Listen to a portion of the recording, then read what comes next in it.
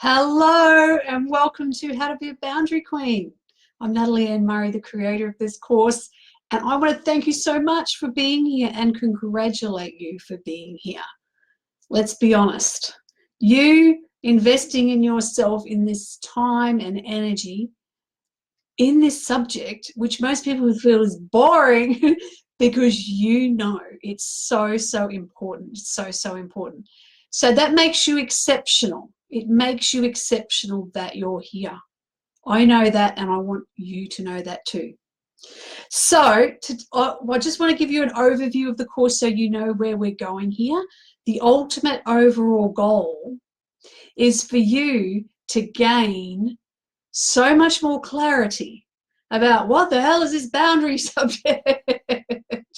I know that you need better boundaries, but most women are walking around going, I need better boundaries, but how the hell do I do that? And what do I say and do? What's the right thing to say and do? And often we're such perfectionists, we want to get it right? So then we do nothing and we go, oh, it's all just too hard. But it is the most vital skill in the whole world if you want to have healthy relationships in your life. That's just the bottom line. So I want to give you clarity about what all this means and how that you can actually set clear boundaries for yourself. But not only that, set them with love, because I know that that's important to you. You don't want to continue that swinging between being a doormat, not saying anything at all and shutting up and putting up, to swinging the other way and then raging and yelling and bitching and all this thing, and becoming someone that you don't want to be. You want to find that powerful middle ground, And that comes when you learn to be a boundary queen. Hello, Kaylee, Alice, and Katie. So that's the first thing, clarity. The second thing is confidence, much more confidence in yourself, knowing who you are, knowing what matters to you, knowing how you want to live your life, what kind of relationships you want to have, and trusting in that, trusting in yourself. And the third thing that this course is going to give to you is courage. This course is going to help you dig deeper and find that courage in you to actually be you. Because I know that can be really hard to just be you. Just be you. And what we're going to do this week, in this conversation we're having now, I'm just going to cover the basics. So I make sure that we're all starting from the same place. Let's get really clear about the basics of what boundaries are. And then the tasks for you this week are going to help you to see where am I starting from in my journey with boundaries? Where am I at? And then next week, we're going to go into more of what's blocked me from setting boundaries in my life, because I know you're smart and I know you're strong and I know you're powerful. So we need to bring to the light what has actually been stopping me, because you can't change what you don't acknowledge, right? We're going to bring all that up into the light. And then the third week, we're going to get down and dirty about drama, because it's an unspoken pattern in our society where people think drama is normal, but it's actually not. It's just an unhealthy dynamic between people. And so I have a bit of a passion about helping people to really understand how the dynamic of drama happens, so you can step out of it. You can be the change. You can be the one who steps up and makes a difference and changes the whole dynamic of a relationship. So we're going to go into that deeper. And then you're thinking, well, when are we going to get to the boundaries bit? We'll get to the boundaries bit once we've created that foundation. So in week 4, we'll start to go into, okay, how do we actually identify what boundaries are right for me, and how do I actually start to communicate that in a way that people will actually hear it and listen to me. Hello, Shirley, as well. So that's in week 4. So there's foundations to be built, right? It's like going into a relationship. We're not just going to jump into bed together. No, we're going to get to know each other slowly. You're going to get to know you slowly. So the 5th week, that's when it gets juicy. In the 5th week, that's when your assignment is actually to create or to set or to communicate a boundary in your life. It doesn't matter what it is. It doesn't matter how big or how small. But I bet you there's something. I bet you there's something on your mind right now or your heart. And you're thinking, oh, God, that thing that I've been saying I was going to do for 15 years, that thing. That's your opportunity to make that change with my support and the support of the other ladies in the group. And then in week 6, we're going to celebrate all of that. I'm going to bring in lots of other juicy topics around relationships to help you moving forward. Because I said, if you read my sales page clearly, I've said this is about your personal boundaries. Okay, we're not going to go into how do you raise children. How do you get on in some toxic relationship? No. We've got to start with you, because you are the common denominator in everything. In every relationship you have, you are the common denominator. So it's got to start with you. That's our focus. So my intention is for you to walk away from this course and go, I am so blessed. I am so blessed that I decided to be a boundary queen. And the course to be so memorable that in 10 years' time, you'll still remember the day you decided to be a boundary queen. That's my intention. So if you don't know me yet, some of you know me at all different levels. I'm Natalie Ann Murray. I'm a feminine empowerment mentor, and I've dedicated my life from this day forward. It all sounds very big, doesn't it? But I've dedicated my life from this day forward to help women to free themselves from the pattern of codependency, where they give their power away personally and professionally. The reason I do that is because of my personal life and my work life that have run parallel alongside each other for the last 25 years. Through my career life, I started out as a registered nurse and specialised in mental health and psychiatry. And I clashed with the medical model of the healing system, and I just did not believe that taking a pill or giving people pills was the answer to all of their mental health issues. So I fundamentally couldn't stay in that job. So I went on and actually created a career in helping people to heal themselves from child abuse and trauma. And I did that for a really long time. And then I started working with women around their feminine power. And now I help women to break the cycle of disempowerment by healing it at the deepest epigenetic ancestral level. That's what I do one-on-one with my private clients. So that journey happened. But alongside that journey was my own personal journey of addictive relationships, love addiction, codependent relationships with everybody in my life, very difficult, estranged relationships with my children, relationships with alcoholics. My first husband was an alcoholic and he died of alcoholism. It was that whole journey, my whole journey, personal journey of therapy and 12-step groups, everything I could to take my power back and find out who I was as a woman and how I could show up in the world as the truth of me. And probably the last 5 years, my second marriage, 9 years, that was my greatest test, and that kind of just showed me how friggin' codependent I was. Even after I'd done 15 years of therapy, I had still so much to go. And that experience in my marriage really inspired me to keep on learning about boundaries. So here we are today. I feel free. I feel happy. I have a very intimate, loving marriage. I have beautiful friendships with my friends. I feel like there's nothing stopping me from doing anything that I want to do. That is a world away from the darkness, those dark places I lived in for a really, really long time. And I'm sure you can relate to me on some level there. And boundaries were a key for my freedom. And I thank God every day that somebody pointed out to me when I was 30 years old that I had no boundaries, because I was so unhappy. And they're like, you ain't got any boundaries, babe. And that's become a real passion for me. And so now I feel like I am in integrity in myself. I feel like I am a boundary queen in my own life. And it's time to pass that on to other women. Who's with me here? Who's giving me some hearts and telling me, yes, Nat, we're on the same path as you? Yes. Okay. So first of all, what I want to acknowledge, and we all know this, that setting boundaries is not easy. Let's just get that out there, that setting boundaries is not easy. And that's why it takes bravery and it takes courage. And you are that person. You are that person. You are that woman who's decided to be a change maker. You are that woman who said, it stops with me.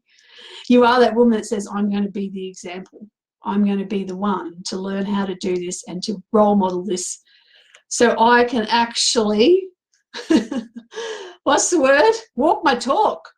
Walk my talk with my clients, with my daughters, with my friends, with my mother, all of those things. You are that woman. That's why you're here, which is very amazing. So again, shout out to you. I'm shouting out to you. But I want to acknowledge that stuff's going to come up.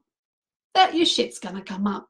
It is, even though your conscious mind has said, I'm going to choose to do this, I'm going to choose to learn this. Let's face it, your ego and your subconscious mind are going to go, no way, Jose, that's not going to be safe.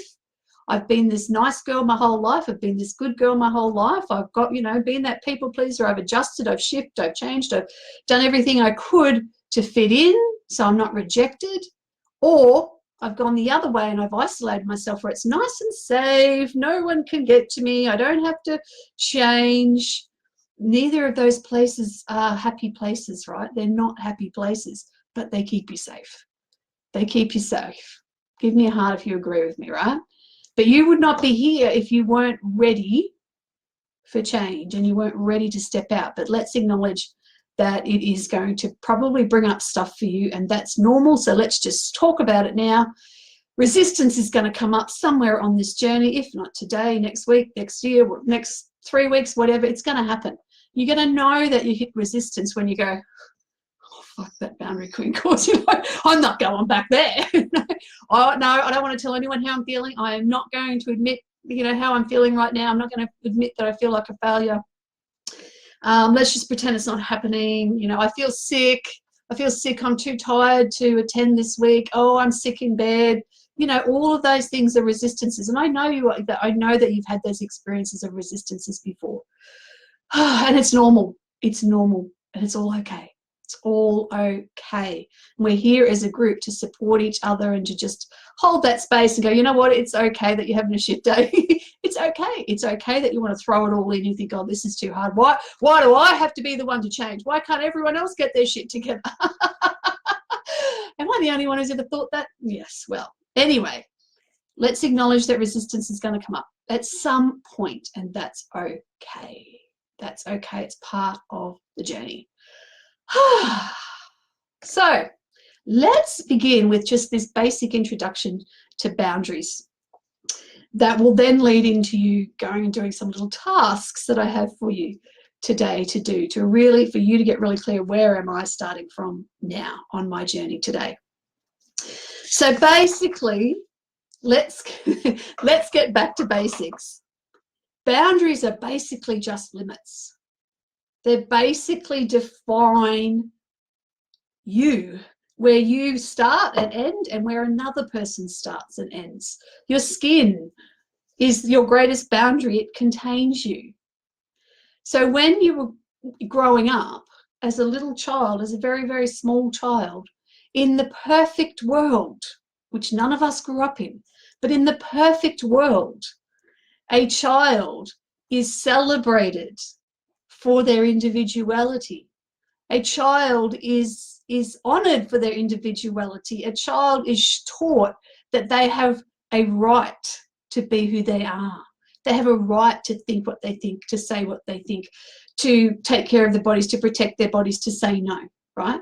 In a perfect world, that's what happens. And a child grows knowing, I am whole and complete in myself. I am me. I don't have to become someone that I don't need to be. I'm unique. I'm special. I'm wonderful. But in normal land, where most of us have experienced, if you have had any kind of abandonment, abuse, neglect, lived in a home where there was addictions or even mental health, any kind of dysfunction, what would have happened is the attention that you needed to get as a child to help you to form your sense of self didn't happen. It didn't happen for whatever reason. It just didn't happen. So those boundaries weren't formed from a very, very young age. So that's one reason why I get really playful when we do this course, is because we need to go back to reconnect with that childlike self in us, who fundamentally is wise and strong and proud and gutsy and imaginative and intuitive. Okay, that childlike self that maybe has been beaten down and pushed down and kicked around for so long that you can't even remember her.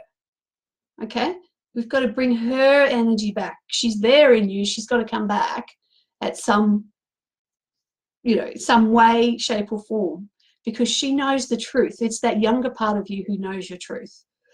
Who knows your truth? Sometimes your mind tells you big, bad, scary stories because you've been taught fear, right? Children are born pure love, and then they learn fear. They're conditioned to be fearful. We are conditioned in our society to be fearful. We're conditioned in our families to be fearful. Give me a heart if you agree with me here. Oh, geez. All right. So if you grew up in the perfect world, these are some of the things that would have strengthened your sense of self and would have made you go, oh, okay, this is me and it's okay to be me. It would have been, you would have been taught you had the right to say no to everyone, including your parents. Oh my God, I certainly couldn't say no to my parents. You were given the freedom to say yes. Say yes to the good stuff as well, the stuff that you did want. You would have had respect for your feelings and not had your feelings denied or said, don't be stupid, you don't feel that. You're not allowed to feel that. That's not okay. You would have been supported for your own personal process, your own personal growth, your unique journey. You would have had your differences accepted. Bet you that doesn't happen a lot in many families. I remember in my family, we all had to dress the same. We weren't allowed to be different. We had to think the same, act the same, do all the same things, like all the same things. You would have actually had the encouragement to actually even enhance your uniqueness even more. It's like, wow, look at that amazing skill you have. Let's give you the opportunity to really expand on that. And finally, you would have been given permission to express yourself however you wanted to do that. But unfortunately, what happens that's the perfect land, and then there's real life. These are the things that happen growing up that causes that damage to your boundaries, that dent in your identity, really, that beaten up identity. Ridicule, contempt, sarcasm, mockery, somebody mocking you, scorn, someone belittling your feelings, someone stifling your communication. You're talking, someone talks over the top of you. The insistence that you conform. Somebody else's need to overpower you. Heavy judgments of you. And any kind of abuse. Any kind of abandonment. Any threats. Or any sense of insecurity. Because children need at least one safe, close, attached relationship. They need at least one caregiver that's looking at them, that's witnessing them, that's saying, I see you and you matter. You need at least one. But what happens often in this dynamic between caregivers and the children, think about it for your own life, there's either too much distance or there's too much closeness. Too much distance or too much closeness. So what I mean by too much distance is when a caregiver, I'm not even going to say parent here because you may not have had parents, it could have been any kind of caregiver. Too much distance is when a caregiver is dismissive, inattentive, not available, emotionally available, or they're basically absent altogether. Give me a heart if you've experienced any of that.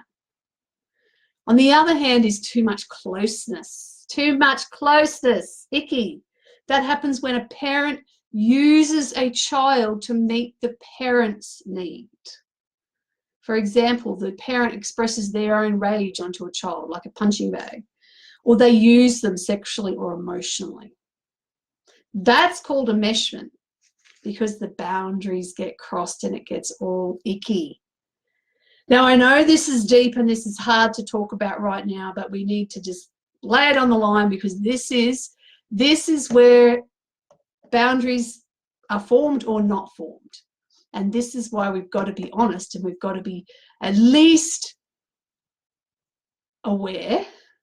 And I'm not even going to say, this isn't about blame. This isn't about going, oh my God, poor me, look at all this shit that happened to me. That's why I haven't got boundaries. No, it's about going, oh, right, I can see now why it would be very difficult for me to set and keep boundaries. If I haven't had that environment to grow in, it's very, very difficult. Very difficult. So what happens is there is a wait a minute, I've got my little thing here. I don't know, can you see this? Woo! Maybe not. It says, let me go over here. It says dependent, independent, interdependent. So what happens is if you'd had that perfect childhood, you would have started out being dependent on your parents, but you would have been encouraged to become independent and to know that you were unique and special and you had your own thoughts and feelings and it was okay to say it. You would have been able to become independent. And then you would have been able to take your independent self and to have what we call interdependent relationships. That's where intimacy is. With interdependence, it means two individual, healthy, whole people get together and they can have a normal, healthy relationship, right? But that's not what happens. Shit, it never happened in my life until recently, mind you. You can't see me.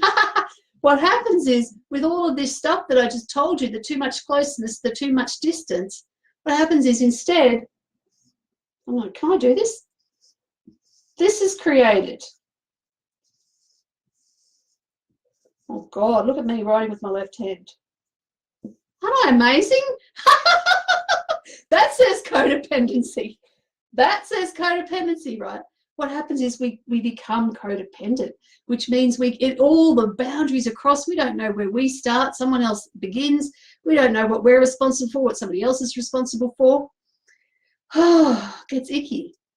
So we're down here not having a sense of our own value and worth. We think it's in somebody else's hands, and then we try really hard to have one of these, a healthy relationship. Doesn't work, does it? Look how messy this shit is down here. It doesn't work. What happens is we either attract people just like us and we try really, really hard to make it work. It's never going to happen because you have to go from codependency to independent first. You have to get back on the right path. Is this making any sense? So in order to get back to being independent first, you have to create that sense of self, and boundaries are the way to do it. You cannot jump from being codependent to interdependent.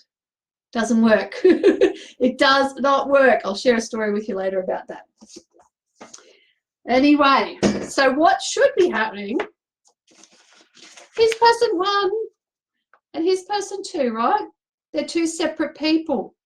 They can get really close like that, but they're not meant to do that. They're not meant to take over each other's lives. It's not meant to be that way. But what happens is, on the back, say these things. Each of them are responsible for their feelings, their thoughts, and their actions, right? Their feelings, thoughts, and actions. That's not what happens. When you're codependent, you tell somebody else that they're responsible. So say, for example, person number one goes, you make me feel like shit, so I'm taking my feelings and I'm putting them on you. And person number two says, well, I did that because you made me go to the pub last night and I didn't want to. And what they've done is they've mixed up. Where are we? I can't even put them. They get all mixed up. They get all mixed up. And what eventually happens is the relationship looks a bit like this. And there's stress and there's drama, and people feel stifled and controlled and upset and lost and confused. And it's not very happy. Give me a heart if you've ever experienced something like that. But the good news is, one person can change. One person can change. And the way they do that is they decide to extract themselves. And they decide to get right with themselves. They decide to smooth out their own life. They decide to actually get themselves back into this place where there's a definition, that they've got a definition, that they're their own person. And this is where it gets tricky. They have to leave this other person to do whatever it is they want to do. If they want to stay all squished up and lost and whatever, you just leave them to do it. Does this make any sense? But no, there is a really core part of codependency where we think we're responsible for everyone else. We've got to fix everybody else, right? So there's this temptation like, well, I'm getting myself together. I'm getting my boundaries. I'm working on myself. So you know what? I really should tell this person that they need to work on themselves as well. And I really need to tell them how they should get their life in order, because I know now. That is just an old pattern, and you've got to let it go, right? You got to trust that if you get yourself right, that the people who are meant to be in your life, they'll learn how to get along with you, whether they sort themselves out or not, because you're going to educate them with your boundaries. You're going to educate them with your boundaries, because the point of boundaries is boundaries are not about you telling other people how they need to behave around you. It's not. People think that's what it is.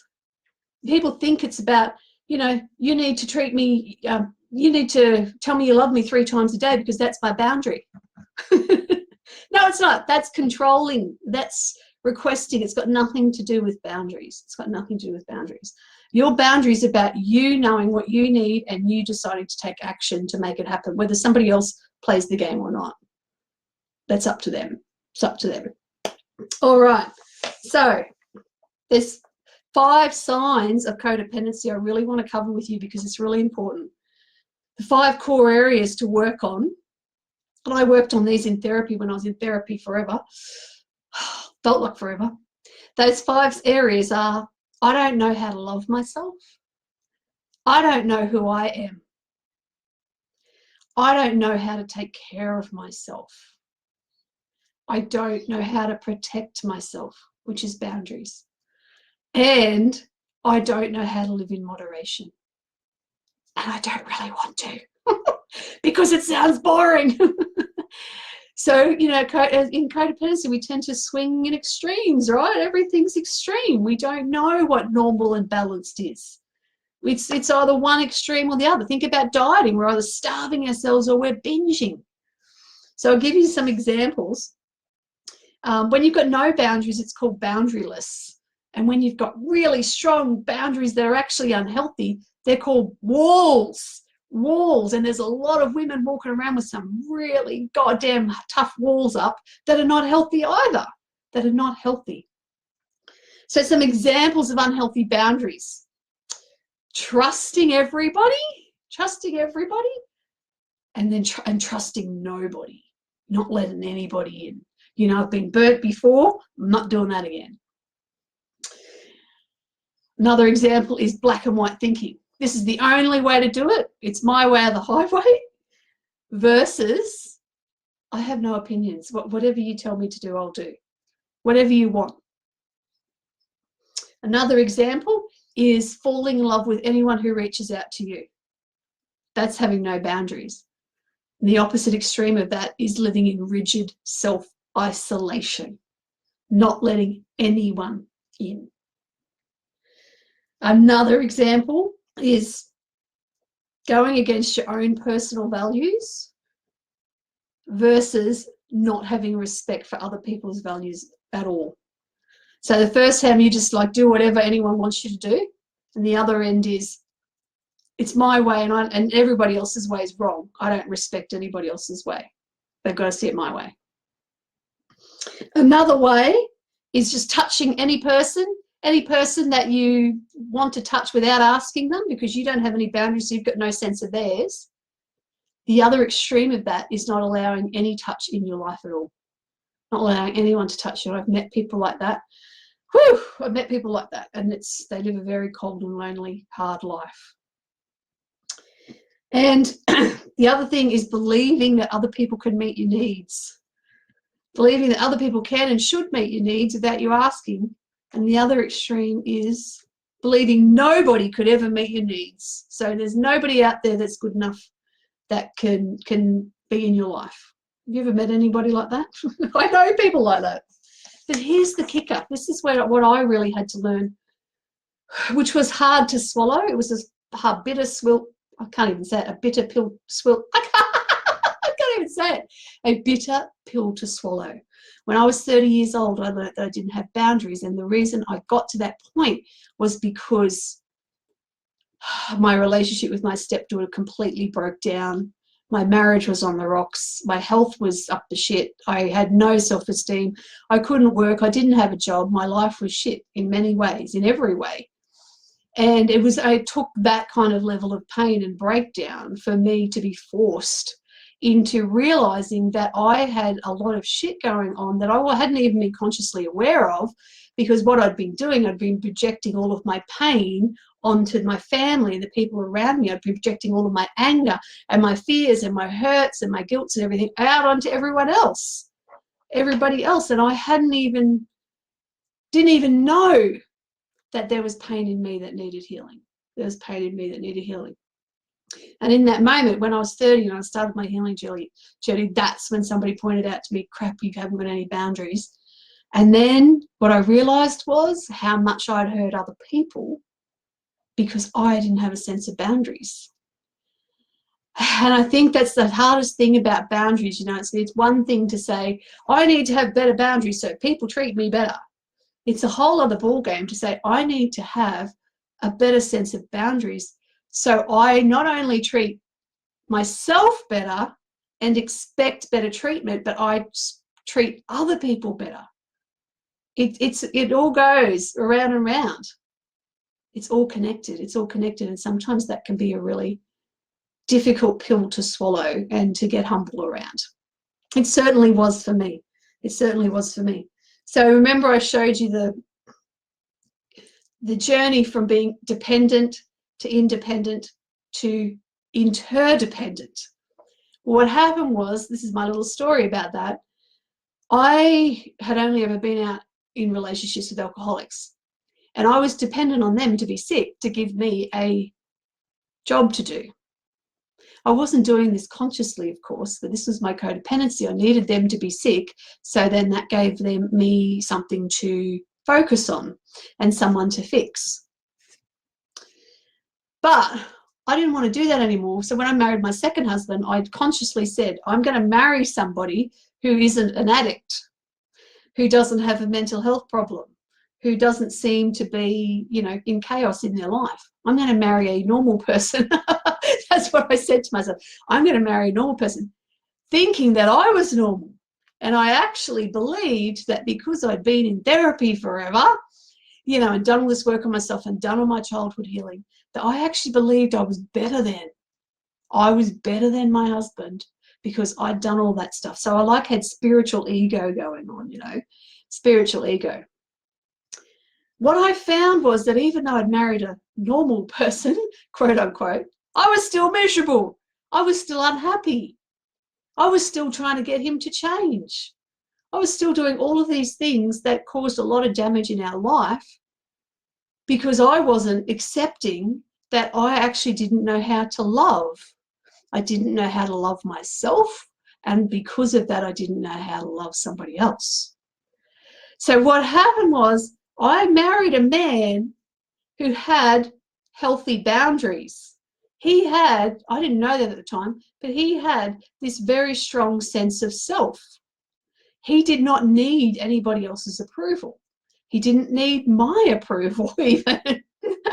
He didn't need anything from me. He just wanted to give his heart to me, and that was it. It was as simple as that.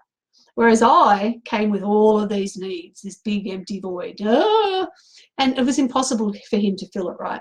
So I had to realize that I had to work on myself, and I had to learn to love myself and become my own independent person, separate from the relationship, if the relationship was to survive. Because I did crazy things, like when we got married, I just completely gave up myself. I just went, well, I'm married now, I'll just do whatever you want to do. You know, my life will become your life, blah, blah. He didn't even ask me to do that.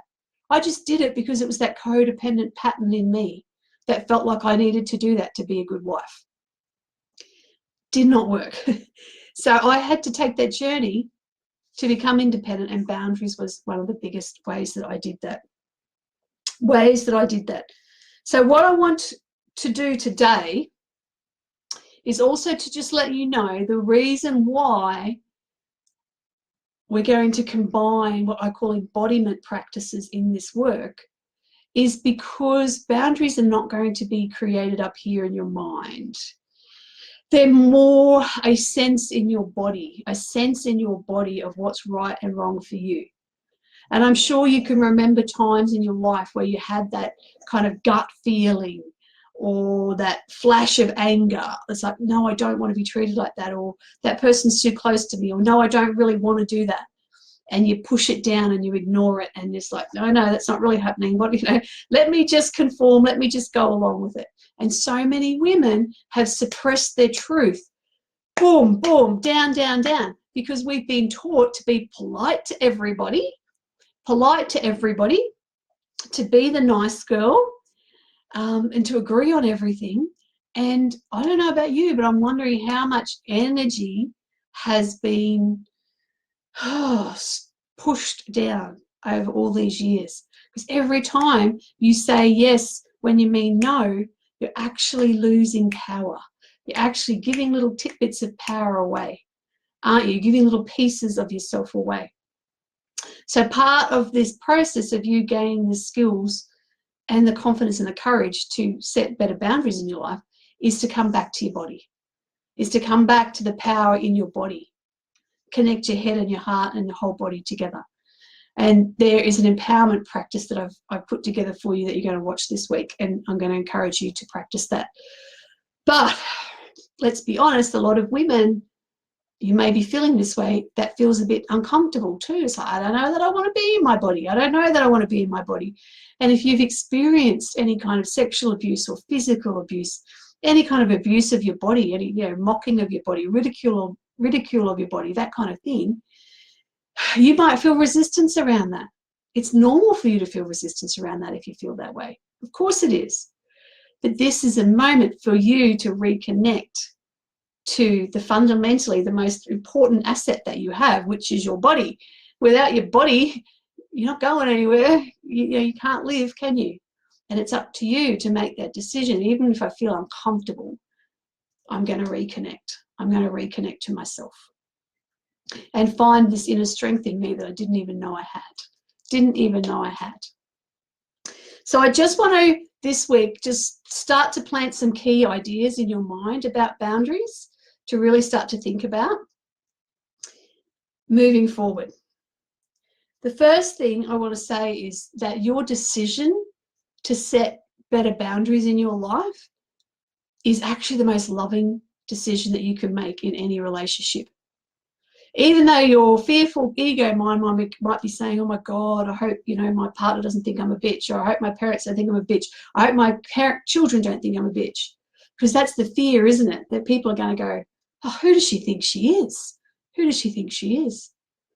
But the fact that you're putting time and energy into creating something powerful for yourself to take care of yourself is actually saying to another person, I care about myself and I care about this relationship, so I'm going to show up as my best self in this relationship, which will give this relationship the best chance possible to survive.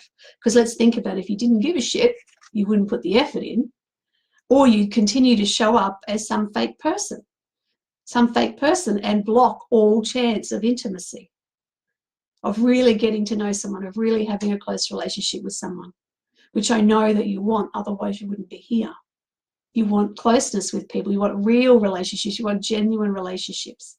So the fact that you're putting the energy in tells other people that you care. You actually care, even though they might not think that in the beginning. You showing up as a different person creates a whole different opportunity for a relationship with you. So that's pretty amazing. The second thing is that personal boundaries are created from love for yourself, right? We're talking about personal boundaries here, not relationship boundaries or boundaries with children, anything like that. It's only about taking care of yourself. Boundaries are proactive, meaning you have to think about, what is it that I actually need and want? What is it that I like and don't like? What choices do I need to make to set my life up the way that I want it to be? They're not reactive. Boundaries aren't reactive. You don't just say to people, well, that's it. You can't speak to me because you've been an asshole. It's like, and punish people. They're not about punishing people. They're not about withholding love from people. That's not about that. It's about saying, I need to love myself and take care of myself first. So I need to adjust this relationship to make that happen. So it's never about punishment. It's always about love. We're going to get into that further as we go along. The second thing is boundaries require action on your behalf. You're the one who has to act on the boundary. They're never about trying to control or change another person, because that's about asking somebody else to change. If you're asking somebody else to change, you're just making a request, or worse, a threat, or worse, a demand. That's not a boundary. That's not a boundary. I shared an example yesterday I want to share with you. If somebody is yelling at you and you say, stop yelling at me, you're crossing my boundaries, stop yelling at me. That's not a boundary. That's just a request that's trying to get that person to stop their behavior to make you comfortable. A boundary is something that you have the power to act on. So the boundary is, if you're yelling at me, I'm going to leave the room. I'm going to get up. I'm going to leave. I'm going to get in the car. I'm going to go. I'm going to hang up the phone. That's when courage comes in, right? Because we can all talk about, this is what I'm going to do. This is what I'm going to do. But actually doing it, that's another story. That's another story. And that's why we're going to go through this journey over the next 6 weeks, to build up that strength in you to be able to act on what you're saying. Otherwise, they're just empty threats, right? Empty threats. This, I remember raising children. I remember they were yelling at each other. And I'd be like, if you children don't stop yelling at each other, and I'm yelling at them, right? If you children don't stop yelling at her, and there was never a follow through. There was never a consequence. So they never took me seriously because I never followed through. Actually, I had this thought the other day. I want to share it with you. I remember the toughest boundary my mum set was my sisters and I were all a year apart. So we used to have one of those cars, those old Fords that had the seats, the bench seats on the back. And we lived in this little town in the middle of nowhere. There's only 200 people in the town. And we had to travel 3 hours away to get any shops, groceries or anything. We had to make that trip regularly. And my sisters and I would all sit in the back, and we'd get like chalk and stuff, and we'd draw lines down on the seat. And we go, right, this is my seat, and you can't touch this, right? I'm sure you've done that too.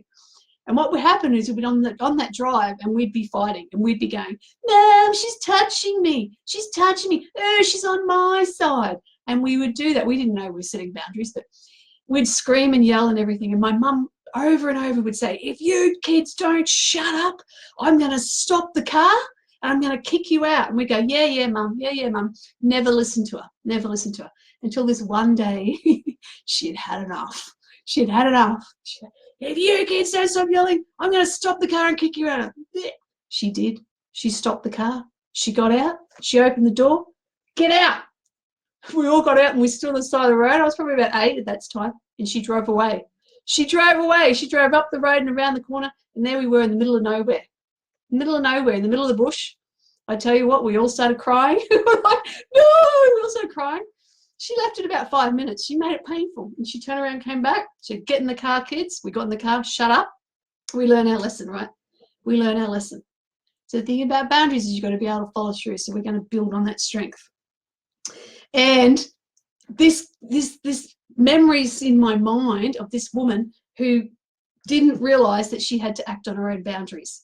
Probably about 5 years ago, I was on a train traveling down to Sydney. There was hardly anybody on this train, but I noticed there was a woman sitting across from me. She was near a window and she had one of those seats in front of us. She had her feet up, you know, she's loving the space.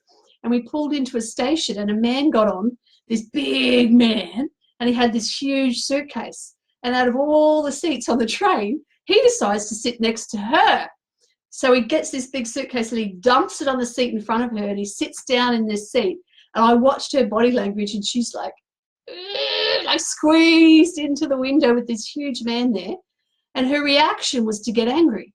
Her reaction was to go, hey, mate, you know, can you move that suitcase? I'm feeling really squished here.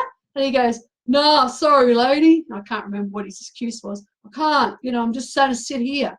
And I watched her for the rest of the trip and she was just like squashed up and she's stewing, right? She's so cranky and she puts her headphones in and I could see her going, and she's giving him these angry vibes. And I'm sitting there looking at her, I'm thinking, lady, you can get up and move. Like, if your space has been encroached, if your boundaries have been encroached, it's up to you to get up and move. But no, she just sat there in her misery, angry with him because he wasn't respecting her boundaries. Do you hear what I'm saying here? Have you thought of a time in your life where you sat in your own, stewed in your own juices, waiting for somebody else to respect your boundaries when it actually was up to you to do something about it? So yeah, I always remember that because there was no other, and the carriage was empty. She could have moved anywhere, but she didn't. She didn't because she didn't know that it was up to her to act on her boundaries, not anybody else. The other tough one, which we have to accept, sorry, but we have to accept it, is you cannot ever set a boundary and caretake somebody else's feelings at the same time. You can't do it. They're mutually exclusive. We try to do both, don't we? We try to do both. You know, we can't say to someone, look, you know, I'm sorry, I'm tired, I'm not going to come to that appointment that we said tomorrow, but is that okay with you? Is that going to hurt your feelings? Is that going to offend you? Maybe I could change it around. You can't do it. Part of this boundary journey is realizing that you are not responsible for somebody else's feelings, even their hurt feelings, even their disappointed feelings, even their angry feelings. If you've acted from love and truth and you have not intentionally set out to hurt someone, then their feelings are their feelings that they have to process themselves. And you worrying about them is actually caretaking and you're crossing their boundaries. But that's a whole other module. I think that's about module 3. We'll go right into the detail there. But let's just accept it. It's just the truth of life. You cannot set a boundary and caretake someone else's feelings at the same time. We try. God, we give it a good shot, but it's not possible. So let's just start to let that go. Let's just start to let that go as this journey unfolds. And last thing I want to say is it's normal to be uncomfortable. It's normal to be upset about even needing to feel boundaries. It's normal to go, well, bloody hell, why do I have to do this? This is hard. This takes focus. Yeah, it does, because boundaries are flexible and ever-changing, and they change as your environment changes. So you need to be maintaining them. You need to be mindful. You need to be conscious of what's happening for you, which is part of the reason why we're going to kind of get you in touch with your body. So you become much more mindful of what's happening in your body and less focused what somebody else is doing out there. It's like, what's happening for me? Because once you connect with what's happening for you, then that will help you to define what you need and what actions you need to take to protect your own boundaries. But guess what? This isn't a race. It's not a competition. This is your life. You can create it however you want, in whatever time frame you want. And that's part of honoring your own boundaries, is recognizing you have your own pace. You have your own style. You're going to do it in your own way, which is beautiful and amazing. Beautiful and amazing. So, looks like everyone's here. Joy finally found us. What we're going to do now is I have uploaded to the unit section where all of our training is. There's a couple of things that I'm going to encourage you to do. One is something called the Boundary Queen Review. In that, I have listed a lot of examples of healthy boundaries, a lot of examples of healthy boundaries. And I'm going to encourage you to just sit down and, without overthinking it, give yourself a rating on those boundaries. This is not about judging yourself or critiquing yourself. It's about, let's be honest, where am I starting? Where am I starting from? Because it's going to help you to see the areas that need a little bit of work, a little bit of love, see the areas that actually, hey, I'm pretty good at that. I didn't realize I was pretty good at that. And my intention with sharing this practice with you is that you can put today's date on it, and then you can come back and look at it again 3 months down the track, 6 months down the track, 12 months down the track. Go, wow, look how much I've changed. Look how much I have changed. But you can't change what you don't acknowledge. That's why we're going to get it all out there today. And the other thing is, you don't even have to agree with the boundaries that I've written there. You don't even have to agree. They're just examples of what I would call, normal, I suppose, normal, expected, healthy boundaries. But that doesn't mean you agree with them. And if you don't agree with them, you don't have to. And at the end of the checklist, there's a space for you to write in other boundaries that you think of as well. Then at the end of that, there's a little section to say, well, what insights have you had in doing that exercise? And what are the priority areas that you want to just be much more mindful of during this time together? And then I invite you to share anything that's come up with you or for you in the group. So that's the first thing. The second thing is, then I want you to take some quiet time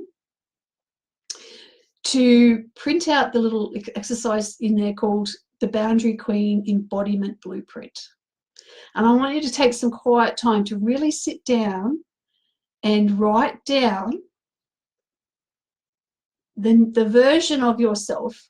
Describe you as the Boundary Queen, meaning I am statements.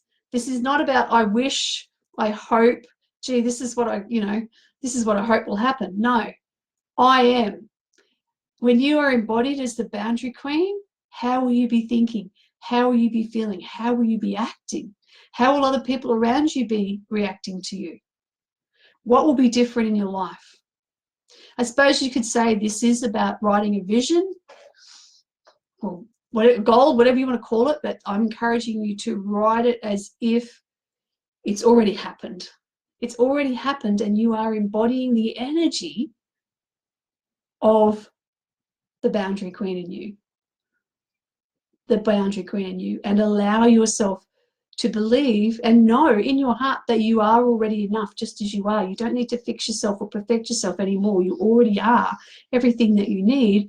And by allowing yourself to embody the power in you, you're actually basically just freeing up this essence in you, this strength in you that up until now you may not even know that you have. May not even know that you have. So that's the first thing. The review's only going to take a few minutes. The embodiment practice probably only take 10 or 15 minutes. And then I'm going to ask you to watch a little video that I put together about an embodiment practice that I encourage you to do every day. I'm going to talk you through that practice. It's a fun practice to help you become more aware of your body in every moment of the day and to help you reconnect with your feminine energy. So it's not hard, it's easy peasy, and I encourage you to have fun with it. So before we go, I'm going to look at all these comments down here and see if there's any questions. Just looking. Thank you all for being here. Katie said, fear is often disguised as protection and security. Like for me, when my parents were overly protective, because others out there were to hurt me. So fear got born. Oh, yeah, good one, Katie.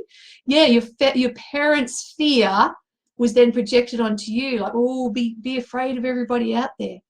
Totally. And without boundaries, as children, remember, children are like sponges. We just take in anything that's said to us. We just take in any energy that's projected onto us. We don't know yet that we can say no. We don't know that there's this boundary bubble around us where we can go, stuff comes in.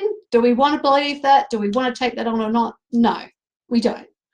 And they're the choices and decisions that you're able to make now that you've decided to become a boundary queen.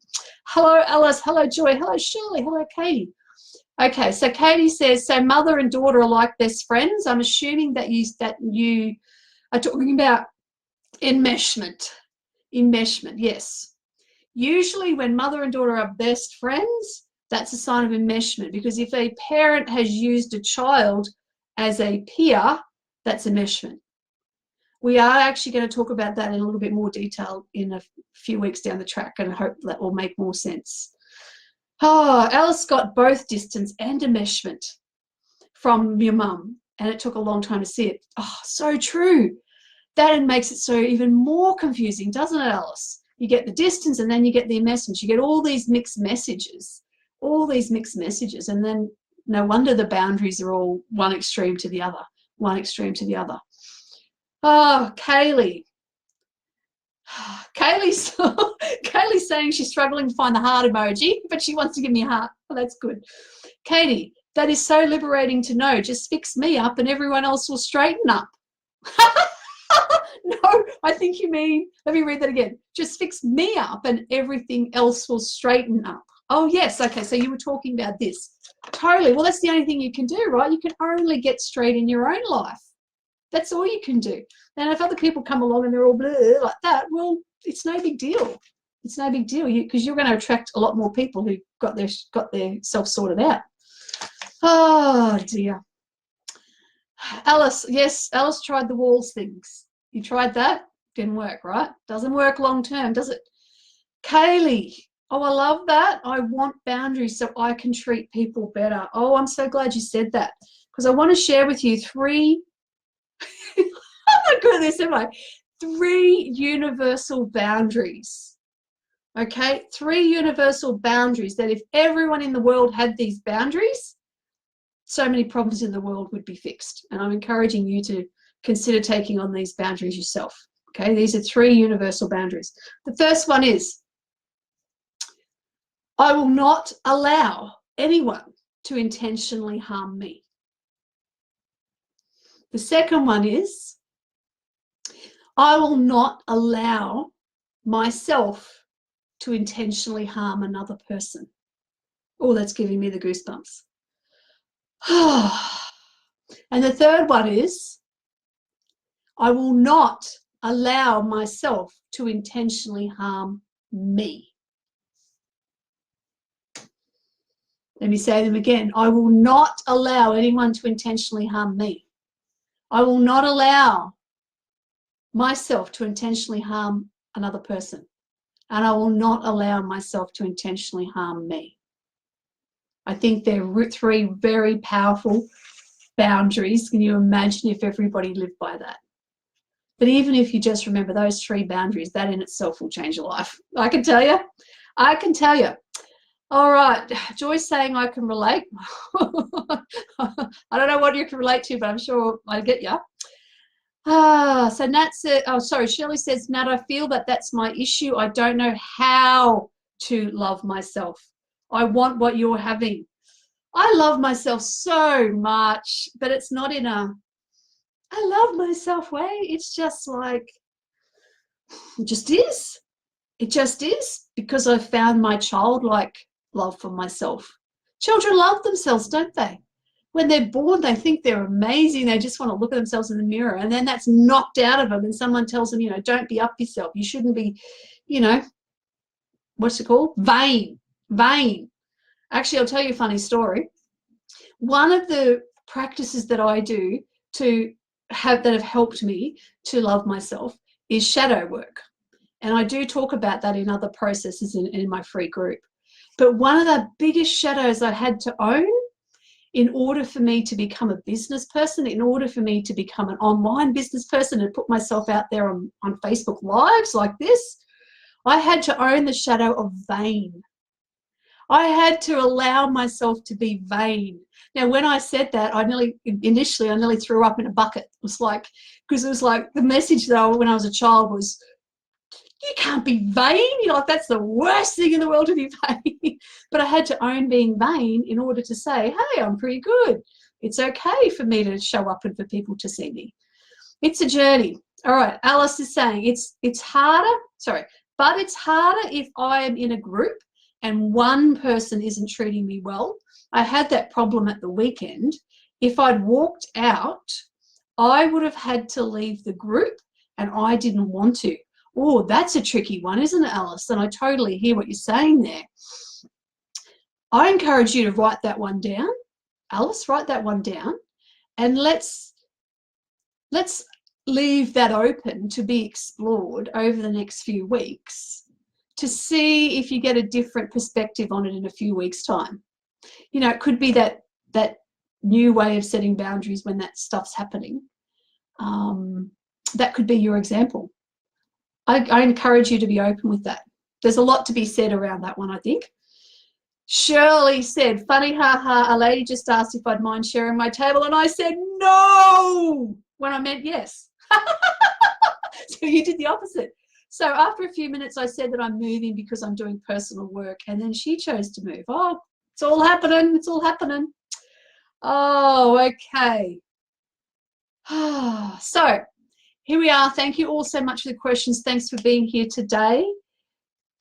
It's a lot to take in to just really start to think about the bigger picture, but that's where we have to start, the bigger picture. So please share any thoughts, insights, problems, challenges, feelings, whatever, in the group, because we're all here for the same reason. We're all have very, very similar experiences, definitely. And this is a safe place for us to just start to bring the darkness out into the light. Just bring it out into the light, because you start talking about these shitty subjects and it starts to lose its power. It starts to lose its power. And that's the point. You can't become light and free if you hold on to the dark. You've got to keep letting it go. Keep letting it go. So thanks for watching. I'll be uploading the second embodiment video in the next 15 minutes.